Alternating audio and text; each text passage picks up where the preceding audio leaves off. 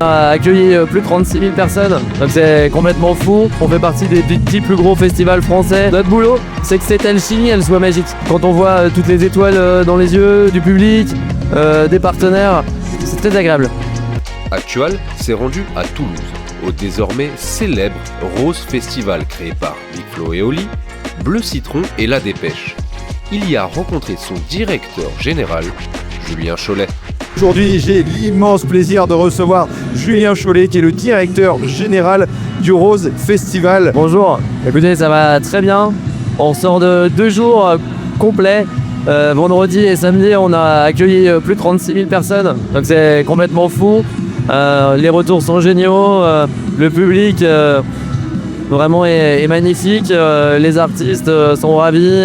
On voudrait que ça dure une semaine. Le festival, il fête sa 4e année en 2025 et aujourd'hui, on voit la dimension que ça prend.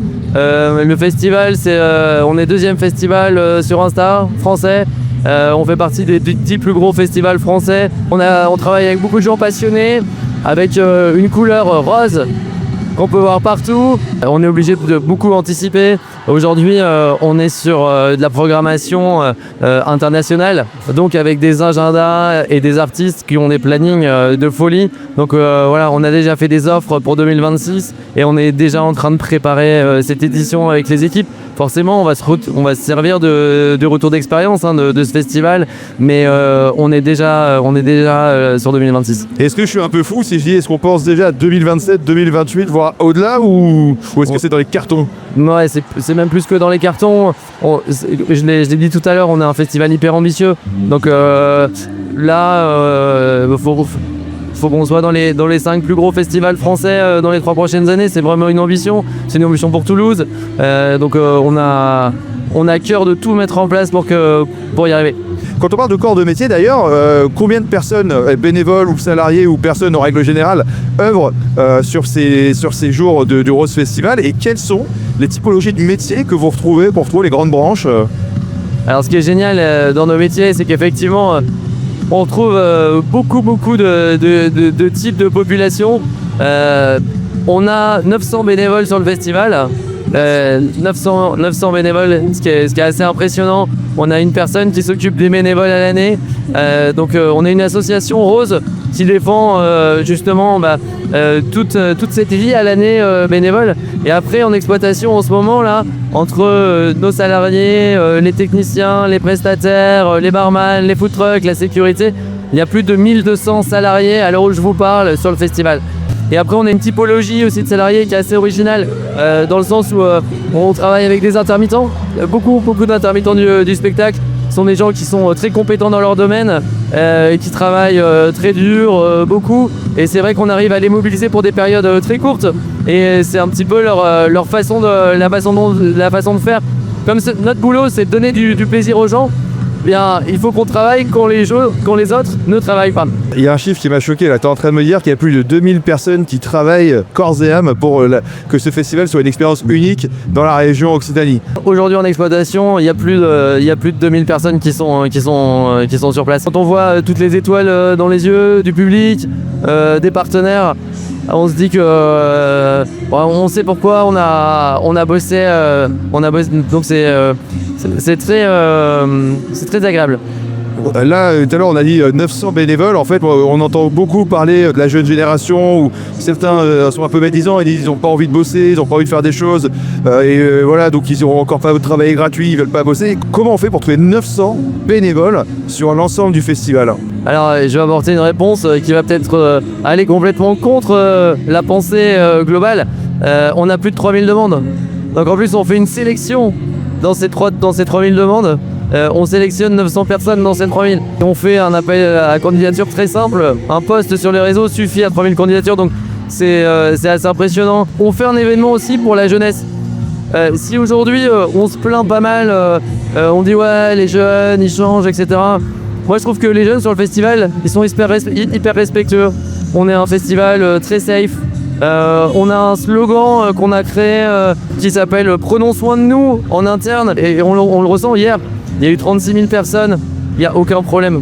Il y a que des gens gentils, qui sont polis, qui font attention aux autres. Et cette génération 18-30, elle a juste envie, à mon avis, qu'on fasse attention à elle. Quelle est la place de l'innovation et du RSE aussi? Parce que tout à l'heure, j'étais avec Romain de la partie aussi déchetterie et tri du groupe, qui est un pôle névralgique, un centre névralgique vraiment de l'ADN de ce festival. Comment est-ce que vous arrivez à concilier en même temps esprit vert et esprit innovation entre les deux, quoi? C'est quoi, voilà. En fait, je pense que c'est hyper lié. C'est-à-dire qu'aujourd'hui, on est un festival hyper innovant dans le sens où on essaie aussi plein de choses. Cette année, on ouvre 12 000 m² de hall, un espace fermé dans un festival de musique ouvert. Pour revenir sur le côté RSE, nous, on a une association. L'association, elle défend 3 thèmes. Le premier, c'est tout ce qui est développement artistique. Donc on a créé un tremplin. D'ailleurs on était ensemble à la finale au bikini et on accompagne justement tous ces artistes du tremplin toute l'année. On a la Rose Academy qui défend tout ça, où là pendant tout le festival ces talents émergents étaient présents. On a bossé avec eux, on a fait de la scénographie, on a fait de la direction artistique, on a créé un studio en backstage pour les accueillir. Enfin vraiment, il y a un gros travail qui est fait sur ce thème-là. Ensuite, le deuxième, c'est la médiation. Donc on a tout un espace médiation où on accueille 350 jeunes par jour qui sont issus des quartiers de Toulouse, et on leur fait faire de l'écriture avec les journalistes de la Dépêche. On leur fait faire du beatmaking avec Loopsider. On leur présente plein de métiers du spectacle. Donc ça, c'est la deuxième fonction de l'association. Cette médiation, elle fonctionne aussi toute l'année, d'accord? Là, il y a des temps forts pendant le festival, mais on fait ça aussi toute l'année.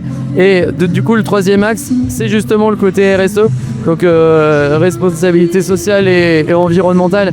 Et dans le cadre justement de ce RSE, on travaille beaucoup avec les bénévoles, avec tout ce qu'on disait tout à l'heure, où on essaie vraiment d'insuffler cet esprit de partage, où on fait attention aux autres, voilà, dans un esprit hyper bienveillant. Et il y a tout l'aspect comment on réduit l'impact carbone d'un tel événement. On sait qu'on mobilise 36 000 personnes sur un lieu. Pourquoi on le fait ici? Ce lieu, il est existant. Donc on essaie de se servir du lieu au maximum, de ne pas créer des choses pour les jeter après. Donc ça, c'est quand même hyper important.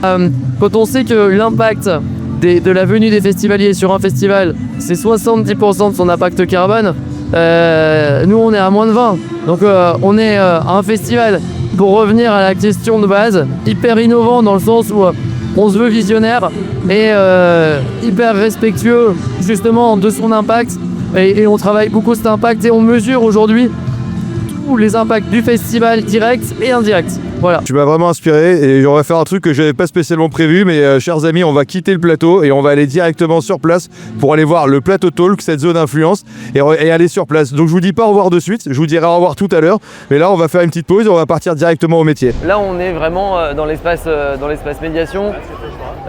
À chaque fois on explique tout ce qu'on fait avec ces jeunes. Donc là cette année c'est plus de 1000 jeunes quand même sur l'année. D'accord. Et ces 1000 jeunes qu'on a suivis, eh bien, il y en a 350 par jour où là on leur propose plein d'activités. On va rentrer à l'intérieur. Donc là on avait un atelier beatmaking où tu peux créer, tu peux créer ton son quoi. T'as fait le tien? Non, j'ai pas fait le mien, mais je trouve ça génial. Là, avec mine de rien, on fait du travail d'écriture. Tu vois, comment on écrit un texte, comment ça se passe. Donc voilà.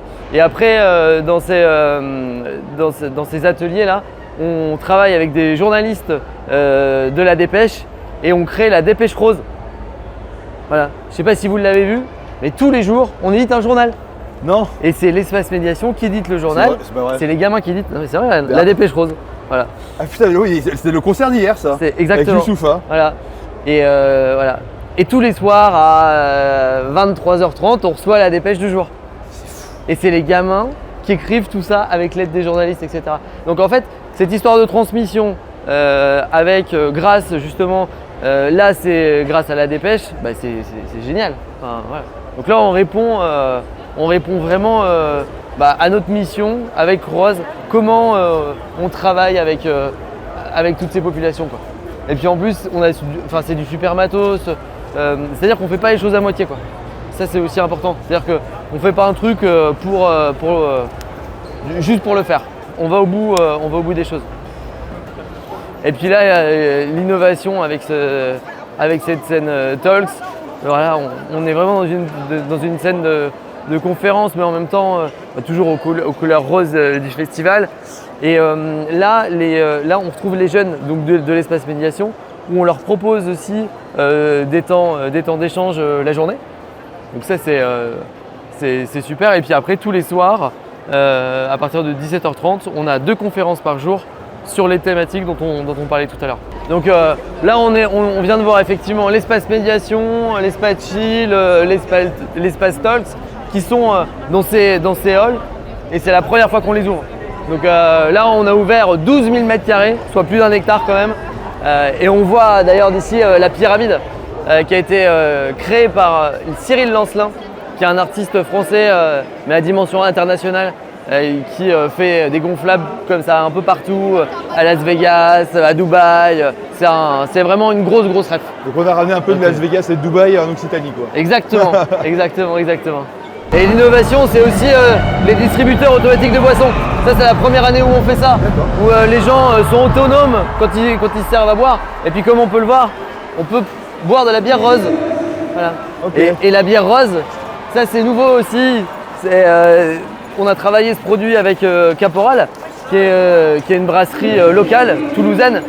Et on a créé notre propre bière. Donc aujourd'hui, il y a une bière rose qui est déposée, qui est commercialisée officiellement du Rose Festival, qui est, donc on a appelé ça la bière rose. On peut la retrouver chez des cavistes, on peut la retrouver on commence à la distribuer en GMS. Donc ça c'est vraiment, c'est pareil. On propose des produits qui sont hyper qualitatifs, mais qui sont pas forcément que dans la musique non plus. Et d'ailleurs, ce qui est important aussi, c'est que c'est un festival où il n'y a pas d'alcool fort ici. Non. Donc on est quand même sur quelque chose de vraiment très chill.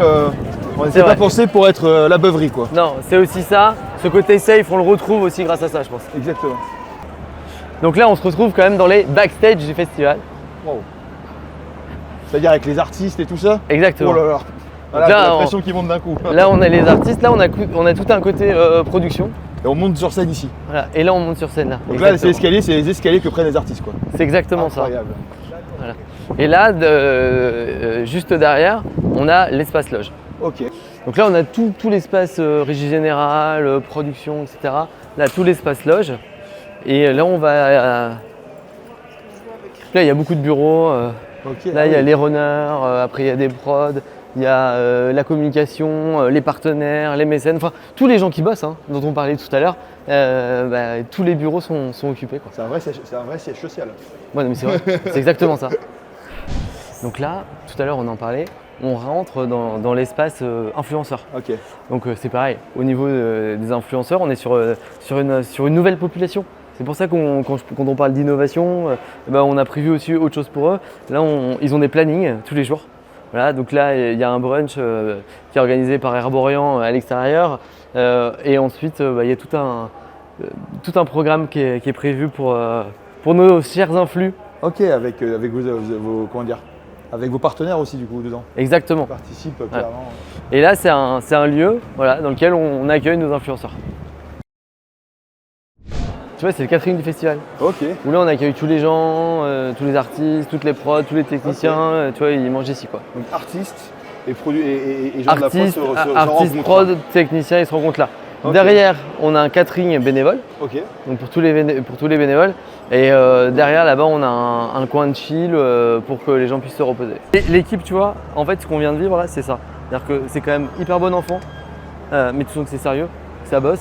Et avec des gens qui font des boulots différents, plus ou moins jeunes, mais dans une ambiance qui est hyper agréable quoi. Merci pour tout. Merci à toi. C'était super, ouais, c'était vraiment cool. adorable. Vraiment super. Je te redonne ça, je vais garder le journal. Ouais, garde le journal. Voilà, on a fini le plan avec en mobilité avec Julien Cholet et cette visite incroyable du Rose Festival. On se donne rendez-vous très bientôt dans une nouvelle émission de Parlons Travail, supportée par le groupe Actual.